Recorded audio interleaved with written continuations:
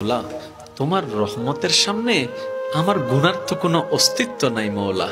আমার গুনাহ না হয় পাহাড় পরিমাণ হবে, বেশি থেকে বেশি আসমান পরিমাণ হবে, না হয় পুরা পৃথিবী পরিমাণ হবে।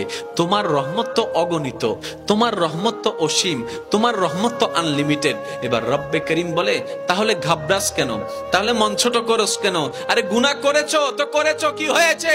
একবার তো তওবার মাধ্যমে আমি রবের দরবারে ফিরে আই। মৌলা, ফিরে আসতে পারবো তো? দরজা কি খোলা আছে? রব্বে করিম বলে, মরণের আগ পর্যন্ত, কিয়ামতের আগ পর্যন্ত, সূর্য পশ্চিম আকাশে ওঠার আগ পর্যন্ত দরজা খোলা আছে, দরজা খোলা আছে, দরজা খোলা আছে। এবার বান্দা বলে, মৌলা 24টা ঘন্টার কোন টাইমে আসলে সেই দরজা খোলা পাবো? রব্বে করিম বলে, আরে ব্যাংকের দরজা খোলা থাকে নির্দিষ্ট সময়ে, অফিস আদালতের দরজা খোলা থাকে নির্দিষ্ট সময়ে, এমনকি ঘরের দরজাও খোলা থাকে নির্দিষ্ট সময়ে, এর বাইরে যাই না। কিন্তু তোর রবের দরবার এমন একটা দরবার, 24টা ঘন্টার যেই কোনো মুহূর্তে তুই আসবি, তোর রবের দরবার তোর জন্য খোলা থাকবে। সুবহানাল্লাহ।